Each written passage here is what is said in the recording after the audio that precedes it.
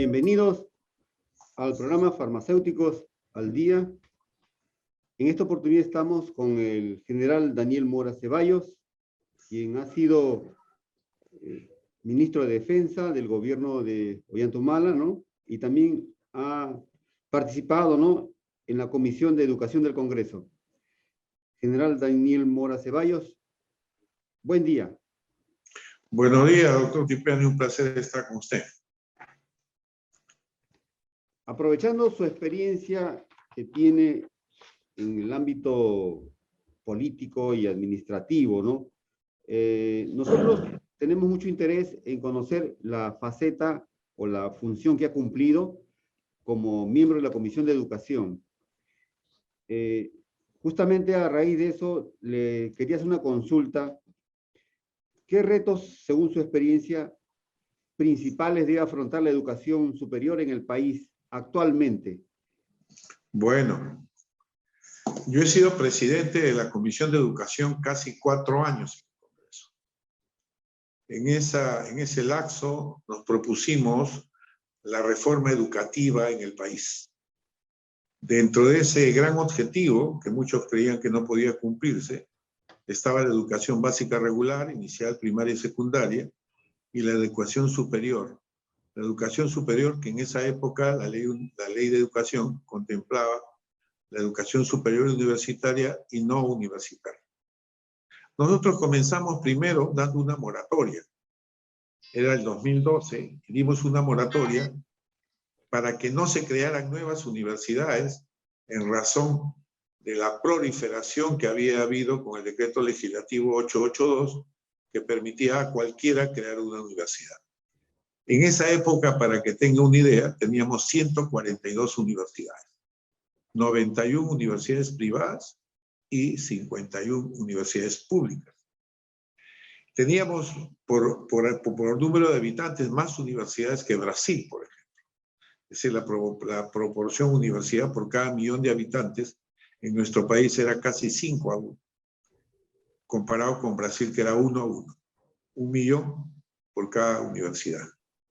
Entonces y lo peor, que el decreto legislativo 882, que buscaba promover la inversión en la educación privada, no había dado resultados. Es decir, las universidades que habían surgido, en mi opinión, eran un adefesio. Eran universidades chicha, que yo las denominé, porque no tenían ninguna condición para hacer una nueva universidad. Después de esa moratoria que sacamos para comenzar a trabajar la ley universitaria, comenzamos a trabajar la ley universitaria y el 9 de julio del 2014 sacamos la ley universitaria. En noviembre del 2012 sacamos la ley de reforma magisterial. Y a fines del 2016 trabajamos la ley de institutos y escuelas superiores, la cual se promulgó con el gobierno siguiente, que le hicieron modificaciones y no conservó el espíritu que queríamos, pero sacamos todas las leyes de la educación. Entonces, ese ha sido, digamos, como presidente de la Comisión de Educación, las leyes que sacamos. Aparte, sacamos la ley de protección a la economía familiar de los muchachos que estaban en universidades privadas y por no pagar un mes, los sacaban, ya no podían concurrir. Sacamos esa ley, que ustedes se recordarán lo que pasó con la Católica, por no acatar esa ley, ha tenido que pagar cerca de 40 millones de soles. Y ahí se dio inicio, con muchos tropiezos, al cumplimiento de la ley universitaria. Se desactivó la triste célebre ANR, se desactivó el CONAFU y comenzó a funcionar la ley universitaria con el proceso de licenciamiento. El licenciamiento se le exigía a la universidad, como dice la ley, cumplir con mínimo 8 condiciones básicas de calidad. Es decir, el licenciamiento tenía por objeto poner un piso mínimo que debía tener cualquier universidad en el Perú. Ese proceso fue también un poco tortuoso porque las universidades privadas se negaban inicialmente a someterse al proceso de licenciamiento. No le quedó más alternativa, como era un organismo totalmente independiente del Ministerio de Educación, de cumplir y acatar la norma. De este proceso, que duró varios años, tenemos que se no licenciaron, más o menos 52 universidades no han licenciado y 90 en el Perú quedaron licenciadas. En estos momentos seguimos con los problemas de congresistas que están relacionados con universidades, con grupos familiares que presionan, que son dueños de universidades, de varias universidades, que presionan para que la SUNEDU desaparezca o sea sustituida por otro organismo similar a la ANR, y permanentemente sufrimos y tenemos que salir a defender la ley. La ley de institutos se promulgó, habíamos creado, al igual que la ley universitaria que tenía la SUNEDU, que para los institutos creamos un organismo desconcentrado que se llamaba Educatec. En cada región debía haber un organismo de Educatec para definir las carreras que se debían dar en cada región, de acuerdo a la realidad de cada región, de lo que producía cada región, de las industrias que estaban instaladas en cada región. Desgraciadamente, también por presión de los institutos privados, en el término de que después de la discusión de la ley, la modificaron. Yo ya salía del Congreso y de la Comisión de Educación, y Educatec pasó a formar parte del Ministerio de Educación. Y es el ministerio el que da esta licencia a los institutos. Yo considero que, y le llamamos educación superior tanto a institutos como universidades, debía ser un solo organismo. Yo creo que los institutos también debían integrarse a la SUNEDU. Eso es más o menos lo que hemos hecho. Una gran presión. En 2015 saqué un libro que se llama Los desafíos de la Universidad Peruana, y ahí relato las peripecias que tuvimos que pasar para poder sacar la ley universitaria. Y actualmente, a pesar que ya lleva 7 años de aplicación, se sigue torpedeando la...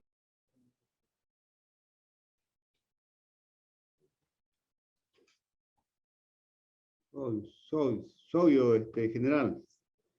Su audio. ¿Me escucho? Sí, sí. Estoy subiendo un poco el volumen. Sí. Continuemos. Entonces, ahora, por ejemplo, el mismo presidente actual quiere eliminar la meritocracia. Lo dijo en una declaración que él quería tirarse abajo la ley de reforma magisterial. Mire lo que ha pasado con los exámenes. Realmente no se puede aplicar en nuestro país una reforma. Tenemos que tener otros métodos coercitivos, legales, para que una reforma se cumpla, porque no es posible. La ley de reforma magisterial tiene 9 años que se está aplicando. Se sacaron a 15.000 profesores que no estaban titulados. Usted sabe cuántos profesores no titulados teníamos con el gobierno de Belaúnde, con el gobierno de Alan García. Llegamos a tener más de 200.000 profesores no titulados, que tenían 4º año de secundaria, 5º año de secundaria. Eran zapateros de todo porque populistamente, clientelísticamente, Alan García dejó entrar a ese tipo de profesores porque le faltaban profesores para la cobertura. Y sí, durante Alan García durante la UNE entraron 50.000 profesores con 5º año medio. Y con Alan García entraron 128.000 profesores con 4º y 5º medio. 200.000 profesores, y esa es la clave del fracaso de la educación básica regular. Yo estudié en colegio público, en una gran unidad escolar, y me sentía orgulloso en esa época. Destruimos la educación. Se prohibió a los profesores universitarios enseñar a los colegios, imagínense. Antes profesores universitarios, yo estudié en el Ventín. Mis profesores eran de la UNI, porque se le pagaba muy bien a los profesores contratados en esa época. A un director de una gran unidad escolar, el ministerio le ponía carro y chofer. El director de mi colegio, pues, ¿quién ha sido mi director? Gustavo Pomuso. Mire esos directores que teníamos. Eran dioses, los mirábamos como dioses. Y una disciplina tremenda en el colegio. Y tenías que dar examen para ingresar al colegio. Entonces yo creo que hemos retrocedido bastante, pero con estas cuestiones clientelistas, populistas, fracasa cualquier intento de reforma. Tenemos todas las leyes que pueden pedir los organismos internacionales, pero fracasa por la cuestión política. Ese es más o menos, y seguimos luchando porque estas reformas se lleven a cabo, ¿no? Bien. Ahora, con respecto al Sistema Nacional de Evaluación y Acreditación de Certificación de la Calidad de Educación, lo que le llaman el CINEACE. El CINEACE, por ejemplo, sí, le escucho la pregunta. Sí, lo que quería comentarle, ¿qué apreciación tiene el desempeño actualmente del CINEACE? ¿Cómo lo ve? Bueno, nosotros inicialmente porque el sistema de aseguramiento de la calidad superior está basada en un trípode cuya cabeza como ente rector es el Ministerio de Educación y dos columnas, el SUNEDO y el CINEACE. La SUNEDO licencia. La SUNEDO exige condiciones básicas de calidad, lo mínimo básico que debe tener una universidad para que no estafe a nadie. Y el CINEACE es el que acredita las carreras camino a la excelencia. Es decir, de esa base que le deja la SUNEDO, él exige, y es voluntario, ¿no?, que las facultades alcancen la excelencia. Y solamente las facultades que alcancen la excelencia de calidad pueden dar doctorados. Por eso se retrasó en la ley universitaria. Hay una disposición complementaria que dice que da 90 días de plazo para que se reorganice el CINEACE. Pero ya como salimos, ya no se continuó. Los congresistas se volvieron a presionar porque ahora cualquier universidad en esa época daba doctorados, y doctorados a deficieros de 1 hora por semana. Entonces, el doctorado debía ser más serio. Por eso usted ve por todos lados doctores. Nosotros tenemos realmente 1.800 doctores, realmente doctores. Después el resto son doctores bambas para mí, doctores chichos. Y es la verdad. Entonces, CINEACE, también la ANR había tratado de capturarlo. La ANR había tratado de capturar. Y se había metido en los organismos que tenía el CINEACE, que era el IPEVA, el CONIACE y el CONIAO. El CONIAO era para la universidad. Y ahí se metieron los rectores de universidades privadas y comenzaron a acreditar a Tutilicones. Prueba al canto. Por ejemplo, encontramos una universidad en Chimbote, ya en pleno proceso de licenciamiento, que tenía todas sus carreras licenciadas, acreditadas por CINEACE. Sin embargo, no licenciaron. Y así hemos encontrado varias universidades que tenían carreras acreditadas por el CINEACE y no habían licenciado, y no han licenciado. Muchas de esas 51 universidades que se han cerrado, que no se le ha dado licencia, ¿no? Han tenido carreras acreditadas y sin embargo no han podido licenciar. Entonces también hubo corrupción dentro del CINEACE y por eso pedimos la reforma del CINEACE. Actualmente también hay un proyecto de ley que quieren tirar hacia abajo esa reforma que pretendíamos hacer y crear un instrumento como el COPAES, que le quieren llamar COPAES, que también los gobiernen los rectores. Es decir, siempre estamos con el mercantilismo que se quiere aprovechar crematísticamente del problema. Entonces, ¿el CINEACE es importante? Sí, es importante. Porque también detectamos que los organismos acreditadores, muchas veces extranjeros, porque estaba permitido, mexicanos, te daban le daban $20,000 y te acreditaban tu carrera. Pero si usted va, por ejemplo, a un organismo acreditador como AVE para las carreras de ingeniería norteamericano, es un organismo súper serio y prestigiado a nivel internacional. Pero surgieron así organismos acreditadores y el CINEACE daba autorización a cualquier cantidad de organismos acreditadores. También estaba metida la corrupción. Entonces, un paso importante para continuar con todo esto, porque también hay que recordar que el licenciamiento es temporal. Se da por 6 años, 8 años y 10 años según el número de investigación que haga y el número de investigadores que tenga. La mayoría tiene 6 años, pero hay que comenzar a relicenciar otra vez. Los que están en el 5º año deben pedir su licenciamiento para los próximos años. Pero como también la ley considera el mejoramiento continuo, tienen que pedir, digamos, la exigencia va a ser mayor que el primer licenciamiento. Y eso tampoco quieren las universidades privadas. ¿Por qué? Porque es más inversión. No quieren gastar en general. Entonces, pero la acreditación es fundamental, sí, porque es una pata más de todo el sistema de calidad que se ha diseñado en la educación superior. Ahora, la certificación. La certificación es de muchas cosas, porque el CINEASE tenía inclusive la certificación de carreras laborales. O sea, también importantes, acreditar también saberes ancestrales, también importante, porque un campesino experto en criador de ovejas, por ejemplo, podríamos darle un certificado de calidad y sistematizar su conocimiento. También, por ejemplo, dentro de nuestro plan estaba que los colegios profesionales debieran acreditar también o certificar la calidad de sus profesionales y crear las herramientas y los instrumentos adecuados para verificar el conocimiento de esos profesionales. Eso comenzó a hacerlo el Colegio de Medicina, Colegio Médico del Perú. Creo que tiene 14 sedes donde se hace esas evaluaciones. Los tienen otros países del mundo, por ejemplo en Australia.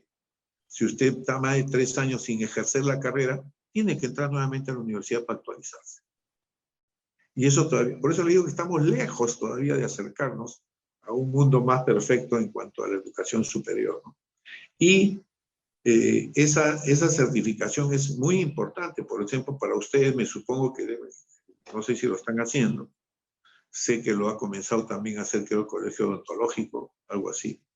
Está el colegio, también el colegio de ingenieros debe comenzar a hacer eso. La actualización es fundamental. Miren, tenemos, por ejemplo, que la construcción de colegios. Nos demoramos hasta 7 años para hacer un colegio, o 5. Métodos anticuados. Seguimos con los mismos métodos antes. Cuando en Australia, en la India, en Turquía, en Alemania, se hacen colegios prefabricados con garantía de 100 años, protegidos contra el frío, el calor, etc. Es decir, también falta a que el colegio se preocupe por la actualización de sus profesionales, las nuevas tecnologías, las nuevas herramientas.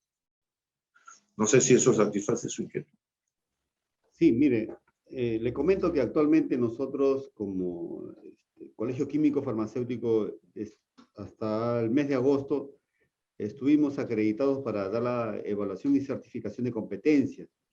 Claro. Pero luego de ahí se ha presentado el caso de que ha entrado en reorganización. Creo que eso ya data de hace muchos años, ya todavía que está en reorganización, sí. Pero actualmente hay una nueva reglamentación que ha salido y está en proceso ya de implementación. O sea, se va a plantear eso de una nueva recertificación para nosotros como colegio, porque ya se venció la acreditación, la autorización para ser considerado como entidad certificadora de acreditación. Claro. ¿Y esto qué cosa está determinado? Porque todavía tiene algunas partes de vacío de reglamento, que está en el camino, se está manejando. Y lógicamente que esto origina qué cosa, que durante todo este año que hemos tenido a la fecha, no se ha podido continuar con las certificaciones. No hemos podido continuar porque decía que esto estaba en revisión. Y lamentablemente también eso nos viene afectando grandemente porque nosotros sí lo teníamos ya como una herramienta de trabajo, porque la necesitamos por el mismo hecho de que somos muchas especialidades que tienen que acreditarse. Y ahí es donde está nuestra preocupación. Ahora, la pregunta es, este sistema de acreditación, el caso del CINEASE, con relación a América Latina, ¿cómo se ven esos pares? O sea, ¿tiene el mismo sistema de funcionamiento o hay otro tipo de... Bueno, nosotros introducimos el tema del licenciamiento, porque inicialmente solamente existía el CINEASE como organismo de acreditación. Pero cuando usted iba a una universidad o un instituto, vería que no tenía ni lo más básico. Un modelo que elegimos era el licenciamiento y la acreditación. Entonces ahí prácticamente el CINEASE dejó de tener una vigencia porque no supervisaba realmente a las universidades. Era juez y parte en las cosas. ¿Por qué la SUNEDO funciona? La SUNEDO funciona porque es un ente externo al ministerio, externo a los rectores. Por eso funciona. porque no se deja influenciar por nadie, por eso los rectores quieren tomarla. Entonces, esa autonomía que se le da a SUNEDU es fundamental. Y el CINEACE se le dejó en stand-by porque simplemente debía continuar con las acreditaciones y certificaciones que ya había comenzado.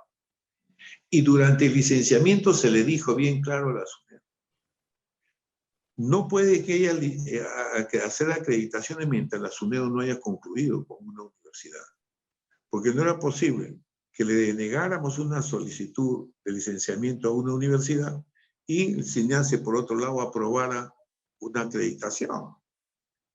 Entonces, creo que la reforma del CINEACE debe salir rápidamente, ¿no? Porque es importante para los doctorados, por ejemplo. Porque por ejemplo, si en medicina nosotros exigimos que una facultad tenga 4 laboratorios de cirugía, etcétera, etcétera, para lograr una acreditación debe tener más cosas. Más cosas. Entonces, es lo mínimo lo que hace la SUNEDU es darle que las universidades tengan lo básico, lo mínimo, su piso mínimo. Y de ahí nos aseguramos que ningún estudiante pueda ser estafado. Esa es la clave. Ahora las universidades están pidiendo que le dé más tiempo para... Nuevamente, esas universidades que no han sido licenciadas quieren entrar a otro proceso. Pero ahora hay otro modelo que tiene la SUNEDU. Para esa que no ha licenciado hay un modelo que le llaman, creo, el modelo 5, que es mucho más exigente. Pero no quieren invertir, a pesar que hay universidades que tienen una tasa interna de retorno del 60%. Imagínense, usted invierte 1 millón y está recuperando al año 600.000, dígame si no es un negocio. Entonces, yo creo que las certificaciones de competencias es importante también, porque no solamente es para los técnicos, es para los profesionales, es para todos. Si usted tiene un técnico dental, también debe ser certificado y debe contar con un certificado laboral. En Alemania, pues por exagerar, hasta el ilustrador de botas tiene su certificado laboral de ilustrador de botas. ¿Me entienden? Y debemos ir caminando a eso. Pero tenemos que tener organismos competentes, no cualquiera puede meterse ahí. Nosotros hemos sido muy exigentes para que el personal que forma parte de las unidades sea gente competente. Porque si usted mira lo que está pasando ahora con el Ministerio de Educación, si yo meto por cuestión sindical, meto a profesionales que no tienen, o gente que no tiene la mayor profesionalización, vamos a pasar, fíjese, 5 o 6 años que no había una filtración de pruebas en el ministerio. Porque se pusieron herramientas tecnológicas que impedían sacarla. ¿Qué pasó? Ahora metimos sindicalistas y filtrado de pruebas. Y se han vendido entre 1.500 soles y hasta 3.000 soles han pagado por prueba. Pura corrupción. ¿Cómo vamos? ¿De qué nos vale sacar todas estas leyes, monitorearlas? Si se mete la política, si se meten los mercantilistas, si se meten los estafadores, etc. No podemos seguir avanzando en reforma alguna. No sé si eso satisface. Sí, yo creo de que el aporte que usted nos está brindando es muy importante para nosotros, porque nos va a ayudar también como un lineamiento para lo que es la labor que hacemos de evaluación y certificación de competencias. Nos ayuda, nos da un horizonte más claro, porque sabemos que esto por ley es obligatorio. Por ley nos dicen de que debemos acreditar para poder realizar el ejercicio profesional, pero sin embargo sabemos que esto no se viene cumpliendo, ¿no? Lamentablemente esto no ayuda mucho al tema de la acreditación, pues. Sí, pero nada impide que usted lo haga, por ejemplo, en el Colegio Químico Farmacéutico, como lo ha hecho, por ejemplo, el Colegio Médico. ¿Por qué lo hizo el Colegio Médico? ¿Usted sabe cuántas facultades de medicina se crearon? 57. De 6 pasamos a 57 facultades de medicina. Y había facultades de medicina que yo cuando iba a un hospital, lo primero que le preguntaba al doctor de qué universidad era. Porque estaba en riesgo mi vida, decía yo. Claro. ¿Usted sabe antes el prestigio que tenía el médico peruano o no? En el extranjero, en todo sitio. Entonces surgieron como hongos las facultades de medicina y el Colegio Médico se preocupó por eso. Y siempre estuvo preocupado, por ejemplo, todas las carreras que tienen que ver con la vida, han comenzado a licenciarse en forma, porque la licencia que se ha dado es institucional. Pero después que terminó el licenciamiento institucional, ha comenzado el licenciamiento de carreras. Entonces, cada carrera ya está entrando un programa de licenciamiento. Y después viene todavía la acreditación. No nos acostumbramos a esto porque entonces no hemos generado una cultura de calidad. Pero debemos estar en esto porque si no, no vamos a salir de nuestra pobreza ni ingresar al desarrollo. Bueno. Muy bien, general Daniel Mora. Ha sido un gusto entrevistarlo y conocer más de su experiencia en la parte educativa, que creo que es muy poco conocida, ¿no? Pero lo importante para nosotros es que tenemos ya una cosa bien clara sobre el tema de la certificación, ¿no? Y evaluación de competencias. Así que yo le agradezco bastante la participación suya, ¿no? Y le doy la oportunidad para que se despida de nuestros colegas. Bueno, me despido de usted, doctor Kipiani.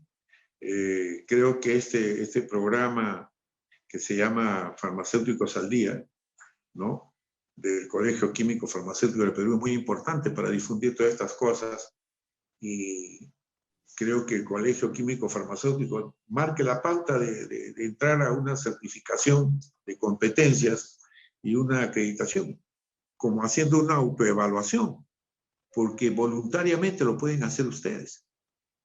Como voluntariamente cada universidad o cada instituto puede hacer su propia autoevaluación y certificación de competencia. Nadie se lo impide.